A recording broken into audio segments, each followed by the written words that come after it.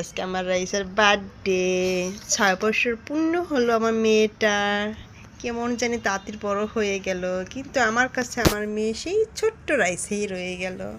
এটা আমার লাল গোলাপ। 6 বছর হয়ে গেছে। এই যে বাইরে প্রচণ্ড বৃষ্টি, কেক আনতে পারতেছি না, এই জন্য আজকে পুডিং যেহেতু বানাইলাম, এই পুডিং দিয়ে আজকে আমরা কেক কাটবো। আর কেকে আমার মেয়েদের মানায় না, কেক খেলে ওদের পেট খারাপ হয়ে যায়, না হয় ফুড পয়জনিং হয়, এই জন্য ওদের মানায় না দেখে আমি বাইরে খাবারগুলো কম দিই।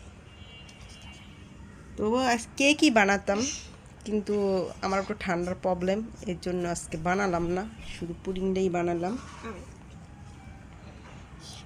আমার জন্য খুব খুশি, এইদিকে রবিনাও খুব খুশি, মনে হচ্ছে যে রবিনারও বার্থডে আজকে। হ্যাঁ, এখন আমরা কেক কাটবো। রাইসা ধরো, আগে ছুরি ধরো, এই দুজনে ধরতে হবে। আসো তুমি ধরো ধরো। Happy birthday to you, happy birthday to you Raisa, happy birthday to you. চামিচ উইজি উইজি রাখস। কেকটা এইভাবে, পুডিংটা এইভাবে কাটতে হবে। ওটা একটু খাওয়াই দিই। দাও, একটু খাওয়াই দাও। আমি পুডিং খাবো না। হ্যাঁ, তুমি তোমার জন্য বানাইছি, তুমি খাবে না?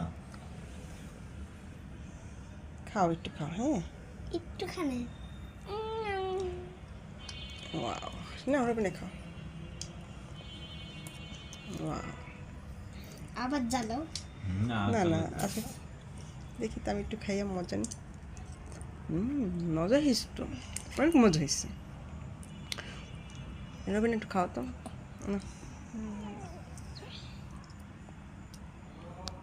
না, তুমি একটু খাও, বিরিতে দেখা লাগবে।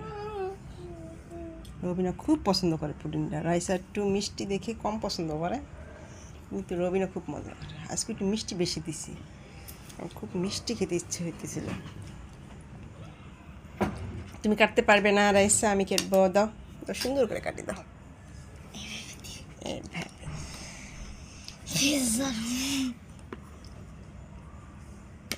ওকে,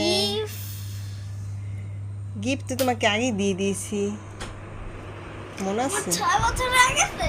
হুম তার মানে আমি বড়। হুম আমার ছয় ছয়